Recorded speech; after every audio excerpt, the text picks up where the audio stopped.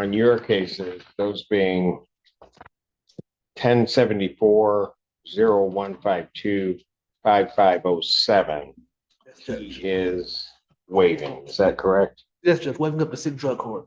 Pardon? Waiving up to seek drug court. Yes, Judge. All right. Mr. Smith, state your name. Stephen Lawrence Smith.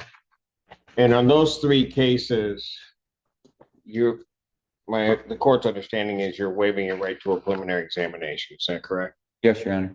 You understand a preliminary examination is a proceeding where the people would have to show by probable cause that the offenses alleged were committed and that you committed them. Yes, Your Honor. You understand you will not have that hearing and on these three cases, and that you'll proceed to circuit court for further resolution. Yes, sir. On those three matters, people also waive their right. The people do, Your Honor.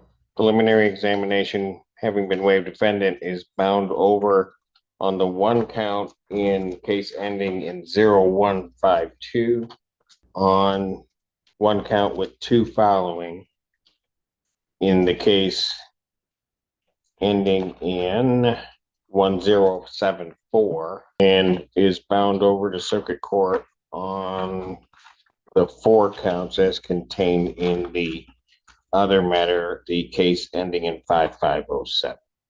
Thank you, Judge. We waive formal reading and stand mute. Defendant having waived formal reading, standing mute to all charges, court will enter a not guilty plea. Pre-trial in these matters will be set for July 29, 2025, 1:30, Judge Combs. Thank you very much, Judge. Bound on those matters. As to his other matter, are we ready to proceed to prelim? We are ready, Your Honor. Oh, yes, the people are ready as well. I'm sorry. They call you first witness. Thank you, Your Honor. The people will call Officer Michael Stanky to the stand, please. Sir, please come forward and be sworn. I swear that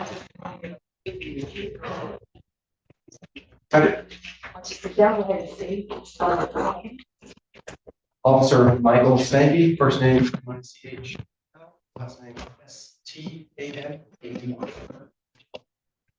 You may inquire. Thank you, Your Honor, and thank you so much, Officer, for coming today. I first want to start with just some background questions. How are you employed? How long have you been there? Approximately a year. What kind of cases do you handle? Wide range, drugs, violence, assaults, thefts. Okay, so I want to get a little more specific now and turning your attention to August 17th of 2024. Do you recall responding to an incident on that day? And what area was that? It's on the east side of Ann Arbor, Arizona Drive, Arizona. Okay, now without getting into what anyone said, can you just generally describe what the reason was for you going to that location? Sure. I believe the dispatch call was welfare check on a man who was slumped over a moped seat on. Okay, so did you in fact respond to that location yourself? Okay, were you alone or with a partner? Also, Okay, what did you find when you got there? I found a man sitting on a moped, which is perpendicular to the road, stopped. He was slumped over the front. Exited my patrol vehicle encroachment. Okay, and as you approached, did you get any response from him? Not initially. I walked to the front of the moped. He was drooling heavily over the handlebars, and then said something to hi, how are you? And what happened? And I believe he gave a verbal response of good, you, something like that. Okay, and now you said he was slumped over a moped. What did this moped look like to you? What was there? Was there anything about it that struck you? It was red. The kickstands weren't up, which struck me. Both his feet planted on the ground. Okay. Over it. That passing on the back, I believe. Okay, and as far as you, why did you mention that the kickstands you said were not up? Were up? I found it very unusual that him being slumped over, he was maintaining his balance with both his feet planted on the ground. Okay, I see. So did he take any action with that vehicle at any point in time? He raised his body up, looked at me, then began to slowly back away, and verbal command, stop moving away from me. He continued to move away, and then he got off the moped and started running. Okay, now I understand you just said that he started running, but I want to back up just a bit.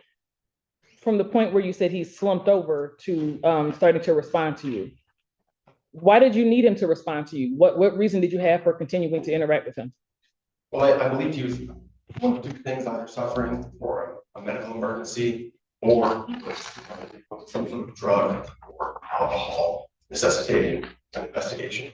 Okay, so what did you do after, as you stated, he began to run away? I laid the moped on the ground and then I gave chase. Okay, how were you dressed at this time? Full patrol uniform. Okay, so when you say you gave chase, is that on foot? Yes, ma'am. Okay, and what happened after that? He ran for approximately 40, 50 yards or so and then tripped. I was able to catch up to him where I tackled him to the ground and then was able to get him the handcuffs. To be clear, I understand you're chasing him. Are you saying anything or asking him to do anything? Yes, I believe I yelled at him to stop and I then stop police and he kept running. Okay. And so at the point where he fell, what happened then? I believe he fell onto his stomach and I was on his back. I then was able to bring his hands behind his back where I placed him in cuffs. Okay. And after you placed him in cuffs, what happened then? I briefly searched his pockets, I believe. I located a knife, some other personal items. I then brought it back to my vehicle. Okay. And I'm sorry, pardon me. Now, you originally said that you were concerned that he might be under the influence.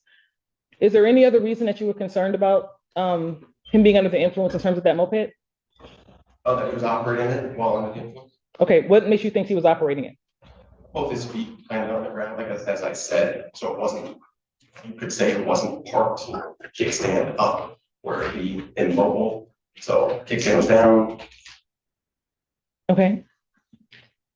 And was there anything, you said that you recovered a knife and you said personal items? Yes.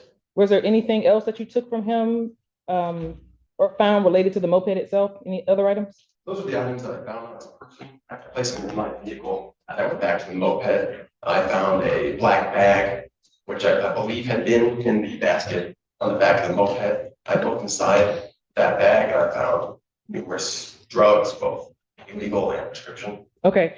Now, at the point where you went to this bag that was on the moped, that is after that is after this individual was placed in the handcuffs, correct? Yes. So was he under arrest at that point? Yes. Okay. So what reason did you have for looking into what the bag had in it? I believe we were taking him to jail. Okay. Incident to arrest. Okay. You said incident to arrest. What incident to arrest? I placed him under arrest for resisting, obstructing, or fleeing from me on foot. Okay. And then I believe you would be taking him to jail on that charge. Okay. You just said incident to arrest. Are you saying that you searched him incident to arrest? Yes, ma'am. I just wanted to be clear about that. Okay. Understood. Now back to that moped. What did you find in the bag? Numerous narcotics. Without referring to my report, I believe there was substances which appeared to be methamphetamine, cocaine, heroin. Okay. Pills. First of all, can you describe why you suspected these substances to be drugs? I understand you said pills. I'll get to that in a second. But what format were these things in? How did you find them? Were they packaged? What exactly were you looking at? Sure. I believe one of the first things I opened was a container, which may have been some sort of representing some sort of skincare or hair product. Inside of that were several large shards, which I identified from my experience being methamphetamine. There were several little glass jars unlabeled, which contained white powdery substances, which, based on my experience, is cocaine, and then the pills. Okay. Now you say pills. What sort of container were the pills in? I do not recall. Okay. But, exactly. I have vague recollections of unmarked prescription bottles. Oh, as in a prescription bottle that did not have a label when you say unmarked? Correct. Okay. Like I said, vague recollection. I got you. Okay. So now I understand you suspected that these were certain substances. How did you go about verifying that? I use an online database called Pill ID. I just run the shape, color, and markings on the pills, and then it will return the results. Okay. And just generally, I know you've named quite a few different things you suspected, but what kind of amounts did you recover in terms of these substances? In your training and experience, how did those amounts appear to you? The amounts appear to be far greater than what one would have for personal use. Okay. And so, in addition to the substances that you suspected to be narcotics at this point, are there any other items that you found of interest? I believe that he had some drug paraphernalia on it, to include needles, aluminum foil, maybe a pipe or two. Okay. And, okay, now again, so going back, in terms of verifying what those substances actually were, what process did you follow? I logged them into our police property room. From there, the detective is supposed to submit them for testing. And did you get results back? I believe we did. Okay. Now, I'm sorry, I'm jumping around a bit. I have to kind of go back and forth. So you submitted the substances that you found in the bag to the lab. Yes. Okay, but you started out also by saying that you suspected that this individual was potentially operating under the influence. What did you do to follow up on that concern? I called HBA, and paramedics come evaluate him after he continued to appear to be unresponsive or under the influence of some sort of narcotic. Okay, and what happened after that point? HBA paramedics were on the scene. They loaded him onto a stretcher. I believe they stated that. Objection, hearsay. Understood. Officer, remember that you can testify as to what you directly observed. And if the defendant in this case happens to say something, you can always testify to what he said. But aside from that, I have to have you limit your answers to what you personally observed, not what somebody else said, okay? So again, you can describe what happened. You said HBA loaded him into a stretcher. And what happened after that in terms of following up on the operating concern? I don't recall any further steps I took on that front. Okay. So just to be clear, did you receive results back from what you submitted to the lab? I believe so, but I don't have that information. Okay. Oh, understood. I just wanted to know, but you recall getting results back? Okay. And you mentioned that these amounts you stated were far greater than what you would expect to see for personal use, correct? Yes. Okay. So I want to follow up a bit on back to this moped situation. So you've described how it appeared, some unusual things about this individual's appearance with it. Was there any other information you got about the moped itself? Yes, we ran the started it or stolen. Okay. And did you have any information on who the individual was that the vehicle would belong to? Yes, I believe his name was Christopher. Okay. So is that information, as far as you can see, when you look into lien, is that the registered owner or who? I believe he was the registered owner. Okay, understood. Now, what information did you get in terms of who this individual was who was actually on the moped on this day? He identified himself as Stephen Smith. They were able to find me a driver's license and we were able to match his photo to his image before me. Okay, so did you ask him his name directly? I believe I did sometimes without success, and then other officers attempted to, and then they were able to get his name. Okay. So, did you take his name and do a search, or how did you connect that with anything else? I did. I input the name Stephen Smith into Loom and started a driver's license with a photo match. Okay, so the image that you came up with in your system matched the person that was before you. Yes. At that time. I see. And as far as you know, no one by the name of Stephen Smith had any affiliation with that vehicle. Not that I'm aware. Okay. Do you recall? I'm sorry. I apologize if I asked you this already. What substances those lab results showed when they came back? Only vaguely from looking at the report earlier this morning that I believe certain substances came back testing positive for methamphetamine and cocaine. Okay. Your Honor, the people are approaching counsel first. Exhibit Your Honor, unfortunately, the people tried several times to print this exhibit out in hard copy for the court. Unfortunately, the What printer exhibit? refused to do so. Can I display it on the screen? What exhibit? People's proposed exhibit number 1, Which is? the lab report from Michigan State Police. And I'll just state that although I did file a lab objection, I'll waive Yes, that you did. objection for purposes of preliminary exam. Thank you. All right. Officer, can you tell me what you're looking at here? It appears to be a lab report from Michigan State Police. I can scroll up a bit. Okay, thank you. And is this consistent with the report that you recall receiving in this case? Yes. Okay, and just to be very clear, this is from the substances you recovered from the backpack on the moped. Yes. Okay. These results are consistent with what you recall. Yes.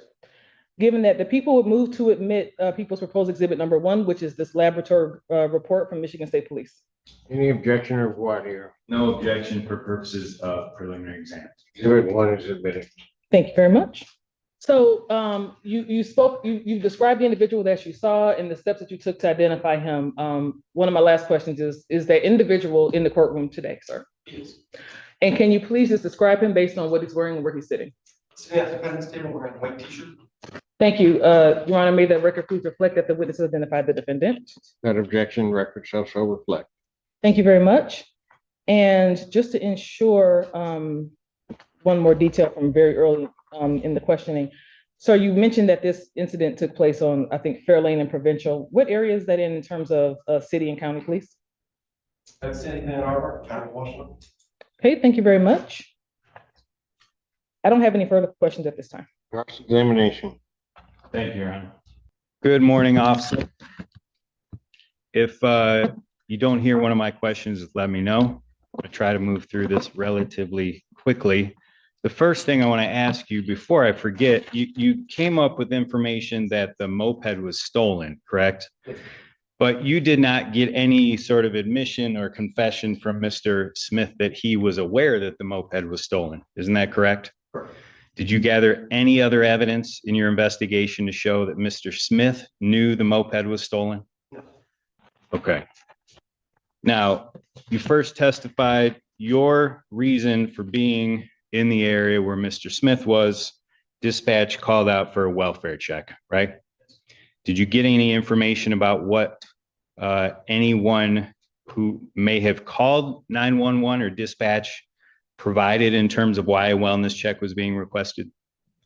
I believe they used the phrasing slumped over. I believe they had tried to give him a drink and he seemed slow, lethargic, and they just wanted him checked out. Okay. So you had no reason to believe when you first appeared on scene with Mr. Smith on the moped that he was involved in any kind of criminal activity, correct? I wouldn't necessarily say that. Okay. Thought maybe he could be under the influence, but you never saw him drive the moped, right? You did not see him operate the moped even once you arrived at the side of the roadway, correct? The moped was not running when you made contact with him? Correct. It never turned on while he was on the moped? And other than moving back a few steps when you first made contact with him, verbal contact, when he's walking back on the moped, you never saw the moped move otherwise, correct? Yes. Nor did you get any information that somebody had seen him driving the moped around the neighborhood, right? When you are setting out to do a wellness check, what are you looking for? The physical condition of the person I was called on. Okay. Are you, when you made initial contact with Mr. Smith, did you notice any weapons on him? You noticed a pocket knife after you tackled him in his pocket, but that wasn't an illegal knife, was it? No. Okay. When you're speaking to Mr. Smith, your testimony was something to the effect that either you or he said, "Hi, how are you? Fine, good," something like that. What do you remember about him actually saying to you? I approached him. I asked if I believe, and he legit said it was very normal. I believe he tried to say "good, you," as in "how are you?" Okay, but he did say good. Good. Did you have any reason to believe that he was a danger to other people in the area at that time? Did you believe he, at that point in time, was a danger to himself in the immediate sense of the term? That he could do something to harm himself while you're next to him? No, not besides being on the influence of a drug and being medical. Okay. And sometime shortly after you make contact with him, he gets off the moped and begins to run. Is that correct? Okay. You had a body cam operational at that time, is that correct? I did. And have you viewed that to just verify it is what you remember seeing that day? And that's been provided to the prosecutor's office, as far as you know? Okay. This is defense proposed exhibit A. I would seek admission of this and just want to ask the officer to view a few moments and then follow questions. Any objection? Do you have a specific time? Just starting at the beginning, the body cam, approximately maybe 30, 40 seconds. Okay. Seek admission of exhibit A. Objection. No objection. Exhibit A is admitted. Thank you, Your Honor. I plugged in and we'll press go once we're up.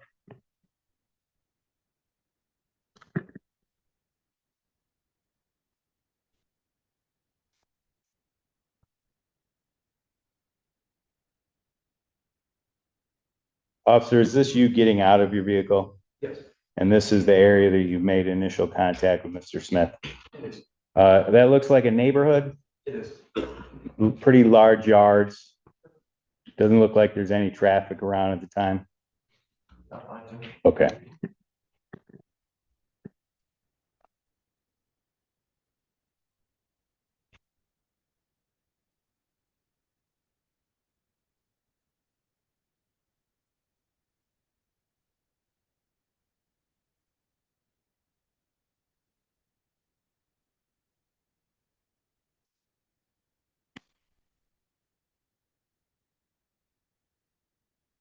Yeah, whoa. Whoa. No. No. Oh, no. Stop moving. No. Oh, hang on. Everyone got one run from it. Stop, please. And then you sorry, stop.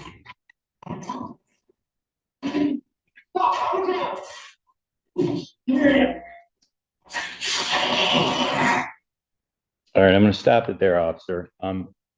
Is it fair to say that in that short time frame you're talking to Mr. Smith, when he's on the moped, that you did not observe? Let me ask it this way. Did you smell any alcohol on his breath? Did you see any drugs or drug paraphernalia on his person? Did you see any drugs or alcohol bottles, what have you, in the basket of the moped? No. Did you have any actual evidence other than your suspicion that he might have had a medical or under the influence of something, like you said before? Do you have any other evidence that would lead you to believe he actually had consumed alcohol or drugs? I believe his behavior was evidence that he. Okay. Have you ever dealt with people that have seizures? Yeah. Could it have been that his appearance was that of a person having a seizure of some sort? No, not a professional. I didn't testify. Okay. So until HVA showed up, you would not be able to determine whether he actually could have been involved in a medical emergency. Same thing if he had low blood sugar. Are you familiar with diabetes? People that have low blood sugar, really low, can look like they're under the influence.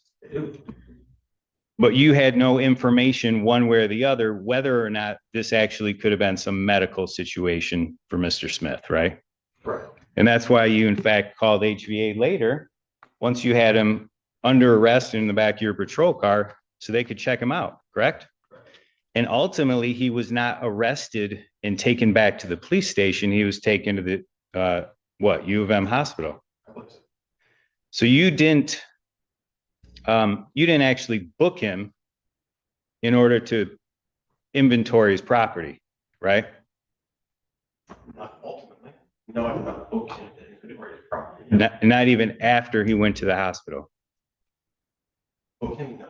Yes, okay.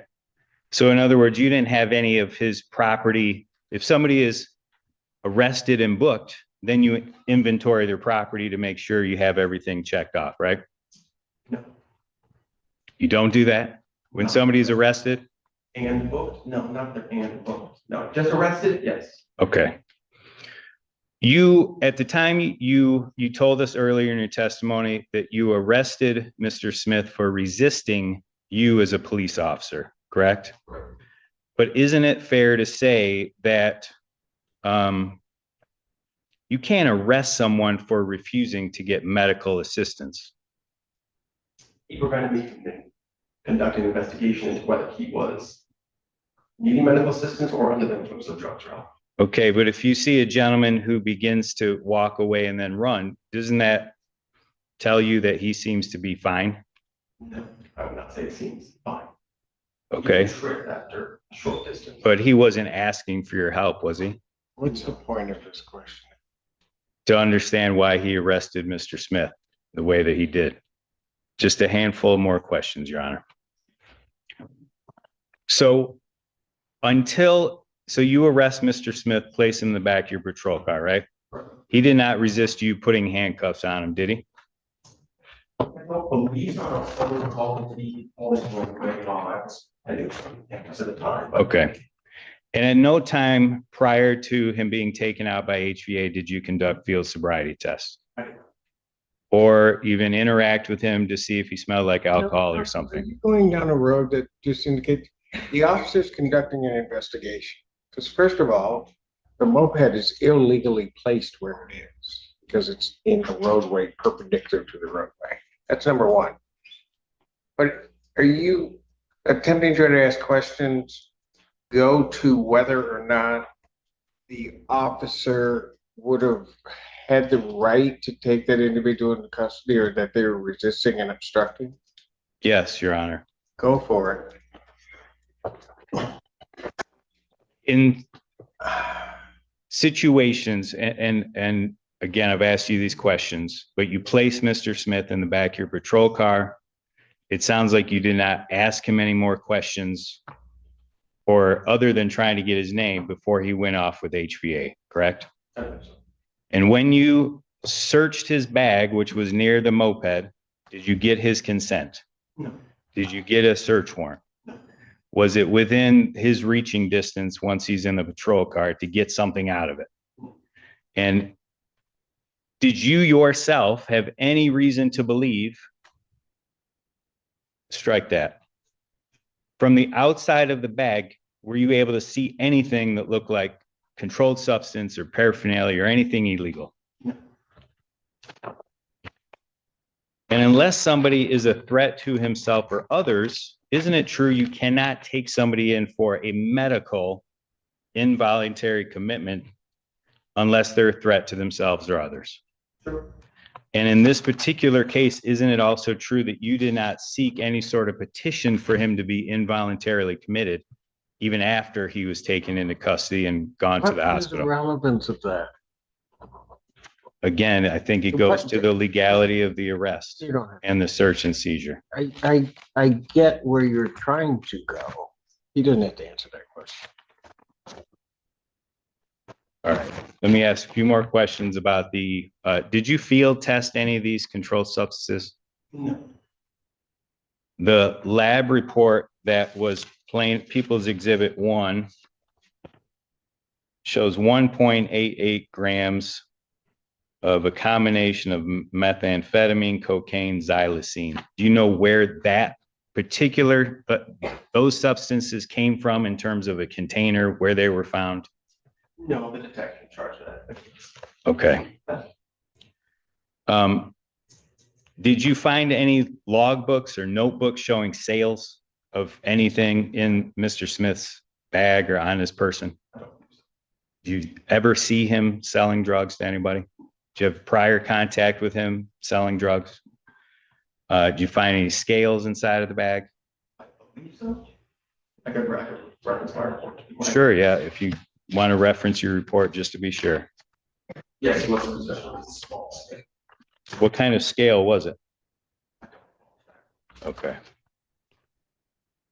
Did you find any money inside the bag? Find money on his person? No further questions, Your Honor. Thank you. Can you redirect? Very briefly, Ron. Sir, very quickly, you mentioned in the beginning of your testimony that you were concerned that Mr. Smith could be operating under the influence. Is that accurate? Yes, Is that a crime as far as you know? it is. Okay.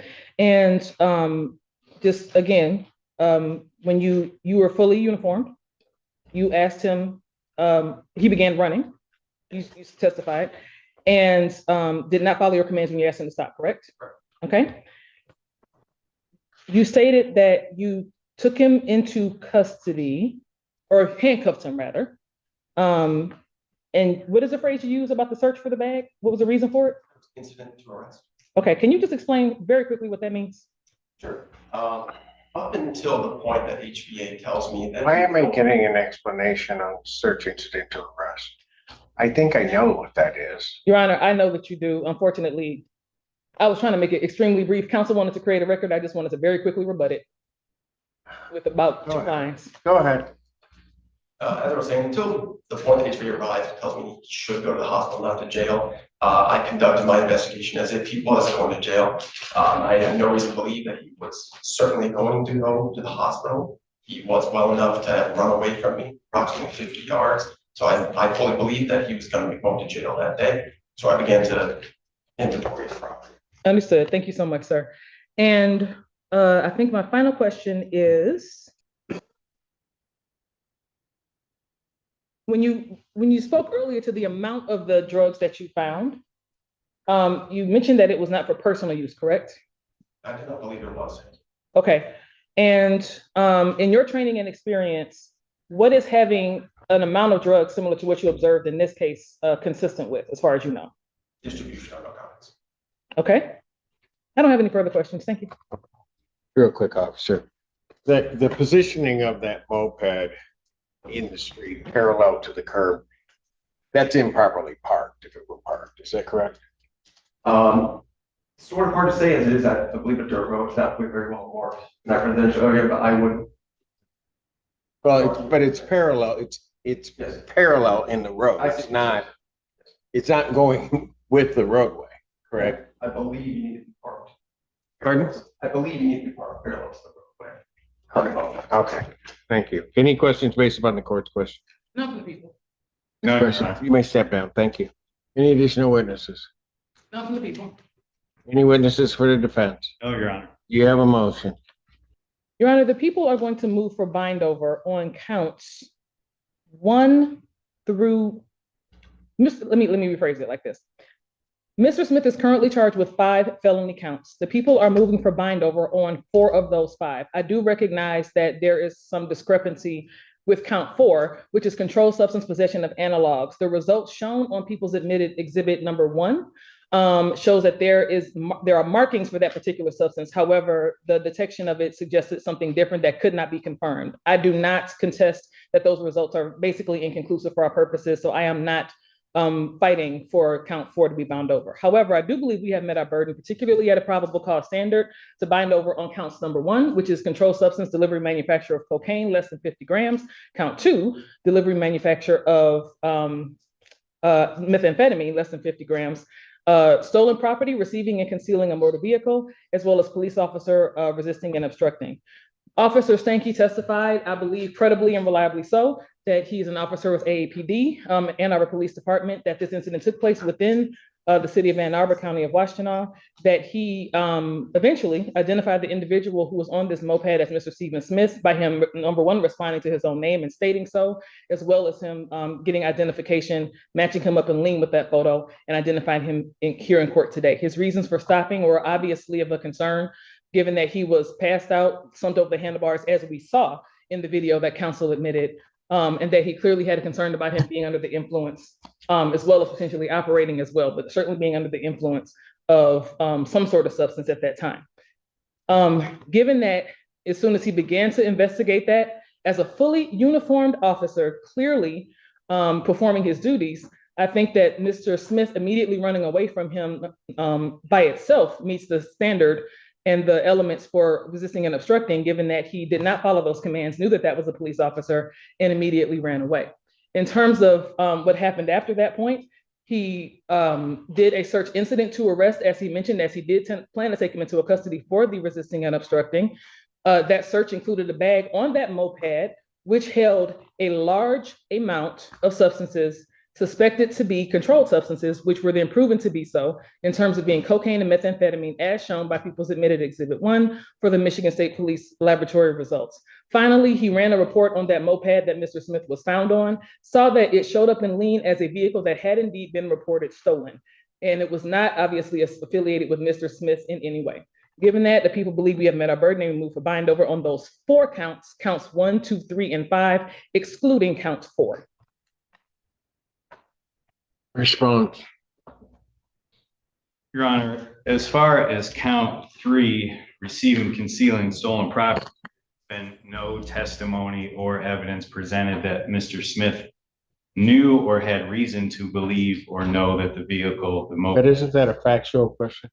I think there has to be some probable cause. I don't think so. I think in a case like this, it may come up as stolen, but there has to be some evidence that Mr. Smith was aware of it at the very least. And there's nothing here presented in the testimony. Okay, go ahead.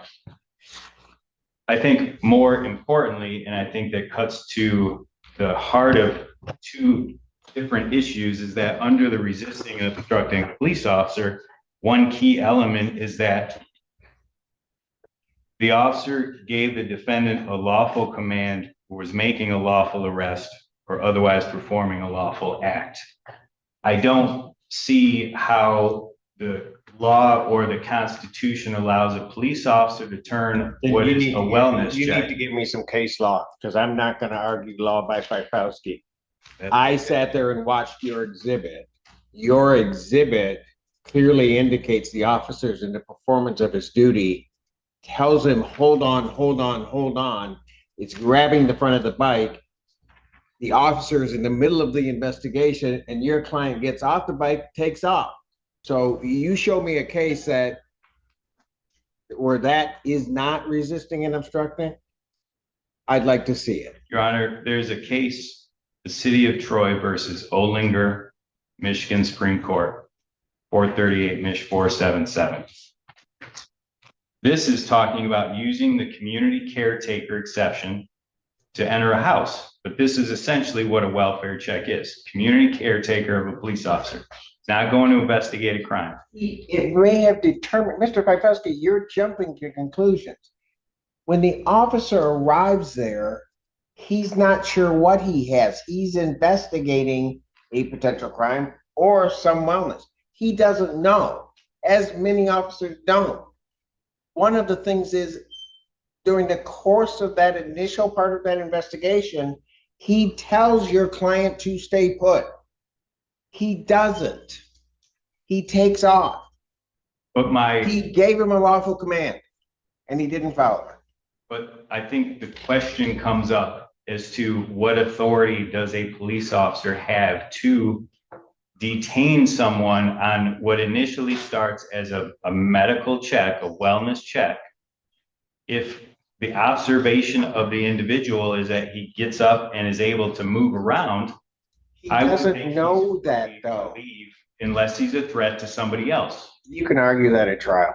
Go ahead with your argument. Well, because I'm going to tell you, you're just wrong. For purposes of the record, I'm making that argument. I don't believe it's a lawful arrest. And I believe that the ultimate search of the bag that yielded the controlled substance was equally unlawful, since Mr. Smith was already in the back of the patrol car, could not reach the bag, and therefore it's not search incident to arrest under Gant, Arizona versus Gant. And lastly, the lab report tells us there's 1.88 grams of a combination of methamphetamine, cocaine, and xylosine. we have charges of possession with intent to deliver less than 50 on counts 1 and 2.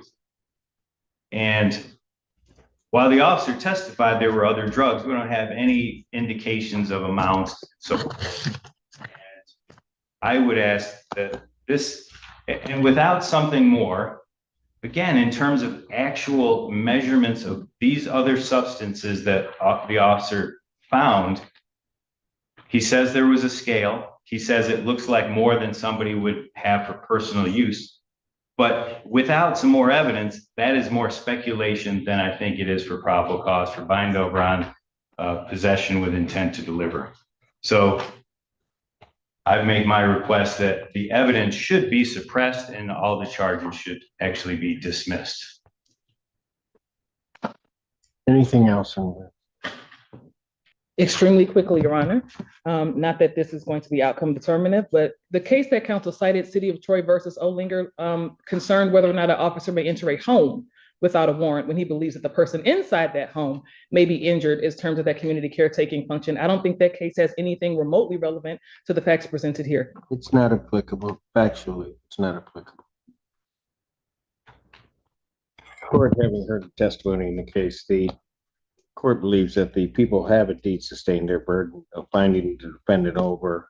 It may be a factual question as to the amount, but certainly you can argue that in circuit court.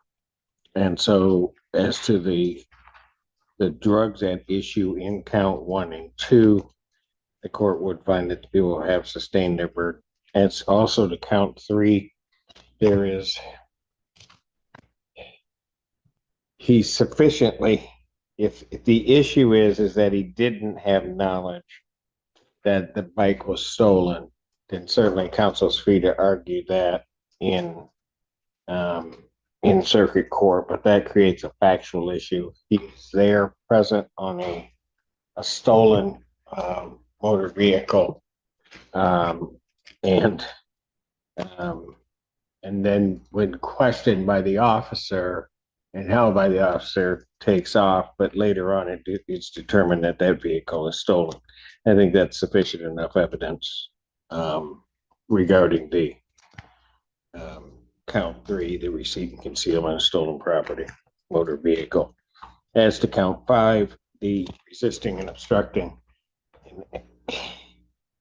I don't even understand, quite frankly, defense's argument, because the cold-hearted reality is the officer gets there, and what negates defendant's argument more than anything is their own exhibit, defendant A, or exhibit A, which clearly lays out what the officer is doing. The officer is investigating a circumstance. And as I indicated, like with many officers, they don't know exactly what they're running into or what they have in front of them, but he's noticing certain things. He has gave him a lawful command to remain where he was, not back that vehicle up. And then he proceeded to take off. Even when he took off and the officer then says, "Stop, police," that in and of itself can constitute the offense of a resisting and obstructing after he began to run, because that was indeed, in this court's opinion, also an additional lawful command. So for those reasons, and because anything else in dispute creates a factual dispute, which needs to be resolved by the finder of fact, court would find that people have sustained their burden and would bind the defendant over to stand trial on counts 1, 2, 4, and 5. Acknowledge receipt of the information and waive formal reading and stand mute as to counts 1, 2, 3, and 5. Defendant having waived formal reading, standing mute, court will enter a not guilty plea. Pre-trial in this matter will be set for July 29, 2025, 1:30 before Judge Simpson. Thank you, Your Honor. As to his bond, I have a violation report. Yes, Your Honor. Well, how come he hasn't reported to community corrections after his release from custody? He had been in custody since about January of this year.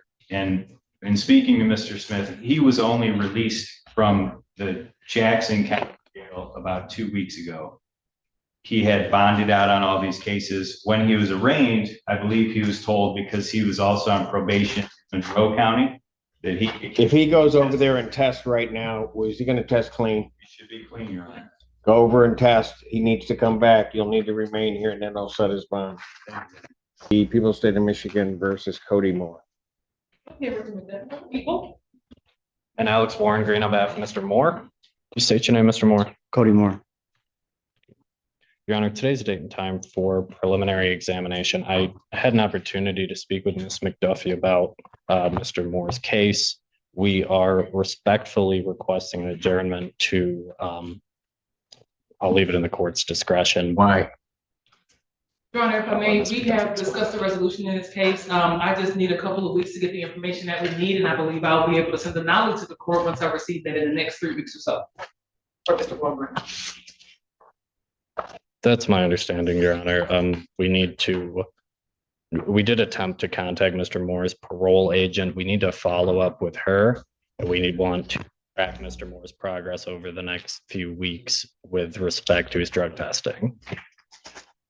Preliminary examination will be adjourned to June 17th, 2025 at 12 p.m. Bond continued. Let's call the case, People versus Montel Gap.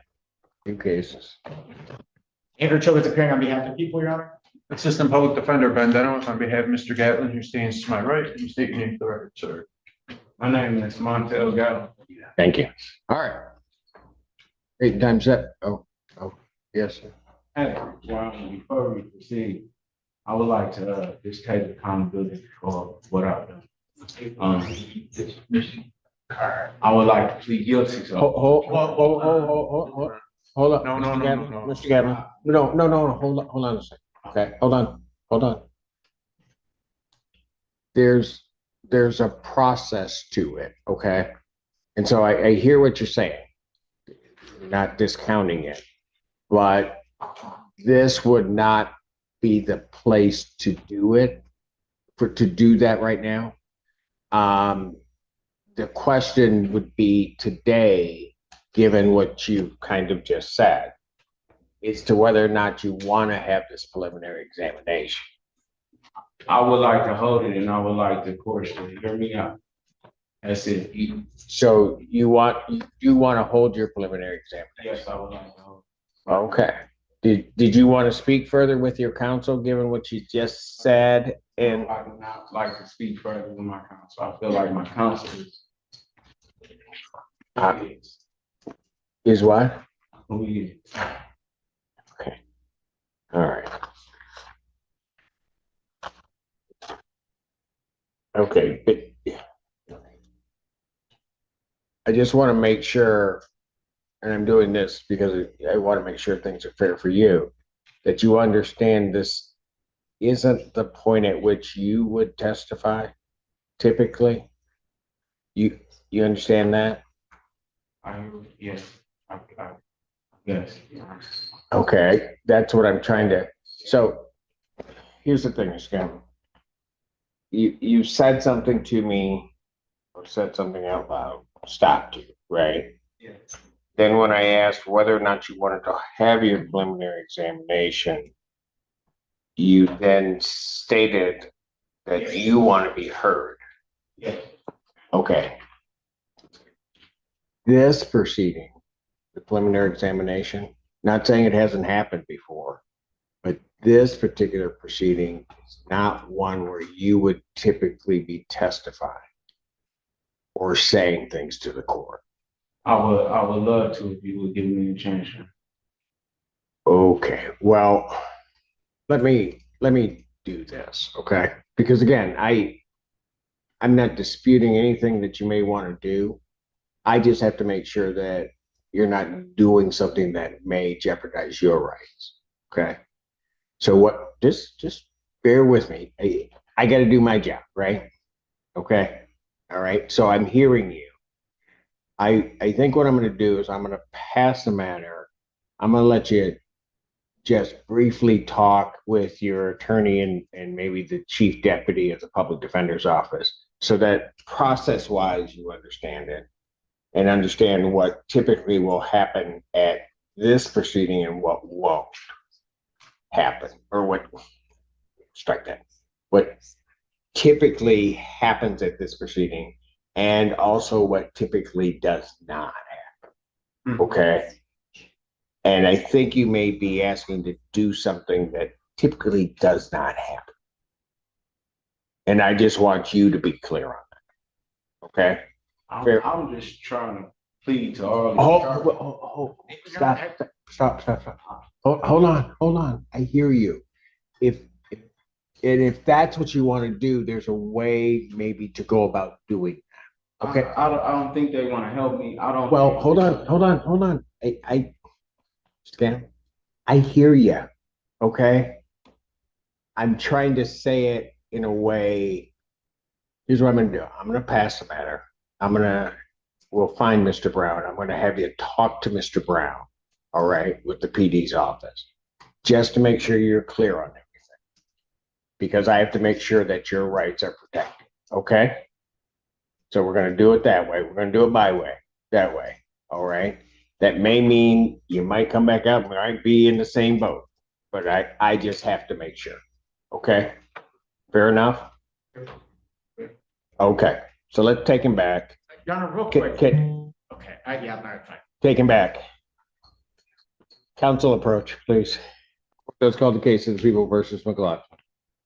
Andrew Childers appearing on behalf of the people. We're ready. All right. Although we were trying to avoid adjourning, my understanding is the circumstance which the officers involved in is a much more serious one than.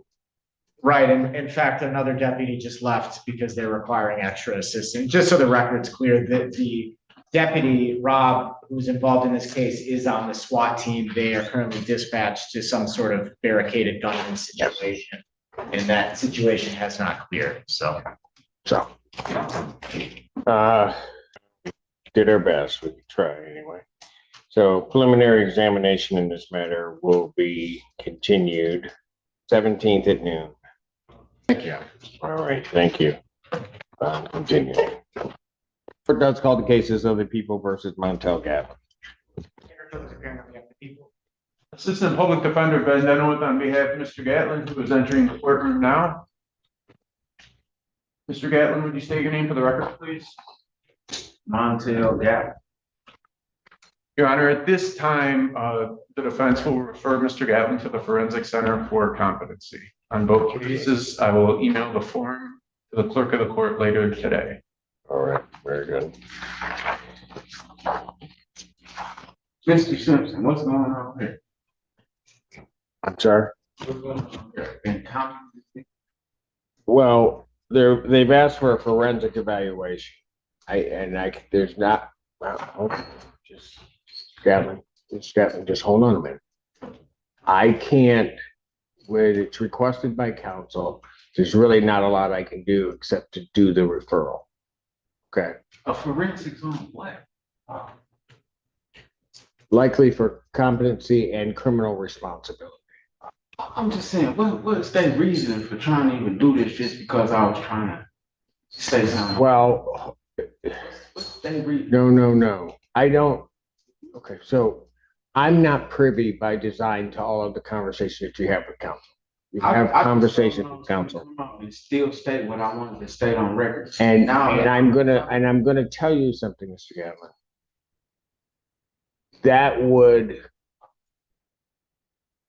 I just hold on a second. I don't know that would not only be a wise decision for you to come out and start stating stuff, but would also make me a bit concerned as to whether or not you understand the nature and objects of the proceedings. That is why I stopped it where I did the first time. And you're still in, and you're still in the same spot. And so your counsel has come out, they've asked for that. I'm going to proceed to their request because they've made the request. So set a competency hearing date for September 9th, 2025, 9 a.m. Mr. Simpson, go ahead. Go ahead. So you telling me they pushing my next court date all the way to September just because I wanted to come in here and take accountability. No, I don't, no. What's don't- going on? I don't think you should look at it that way because the two aren't necessarily connected that way. They're not trying to push your case. The problem, Mr. Gatlin, is you're trying to do things that may not be in your best interest. It's in my best interest. No, it is not. That is why that is why I stopped the proceedings when I did. It was clear to me that what you were trying to do was not part of the process and may very well be against your interest to just Take accountability? it's clear you don't understand how this works. I'm being charged with some charges and I was clearly just trying to take accountability for my charges. And That's accountability can happen, but it doesn't mean that you load yourself up with everything that's there, which is what you were trying to do. And hold on, no, hold on. After, when we had Mr. Brown up there and I talked to Mr. Brown and Mr. Childers, Denowith, it's clear that there's an offer of some type. I don't want to. There's part of the problem. You're trying to, I'm done. Because you're not listening to it. You're just deciding you want to do something your way. I'm trying to explain to you why I'm doing it this way. I'm done. Bond continue. September 5, Your Honor. No. Nine. Don't you dare leave this building without those orders for me to sign. Yeah, I was gonna email them to a clerk. Yeah, you better get them today. I want to sign off on them. I'll go type it. And James Fifelski on behalf of Mr. Smith, please state your name. Stephen Smith.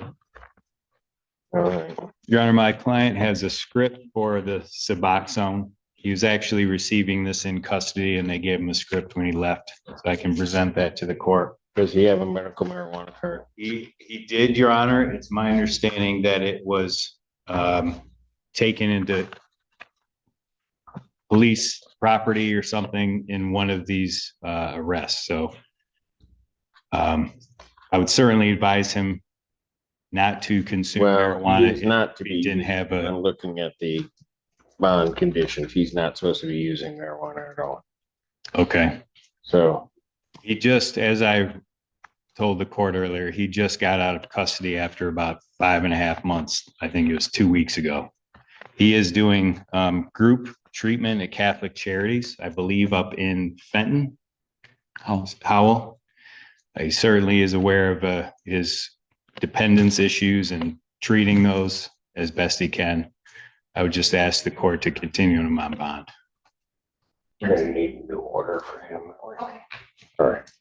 Yeah, All right. I've been on probation with the Department of Corrections and they've allowed me to smoke marijuana with my I'm telling medical. you what the order reads and what you can do is you can bring that up. I'm telling you, you cannot. I understand now. You can bring that to I understand. Judge Kunke's attention if you wish to do so. I understand.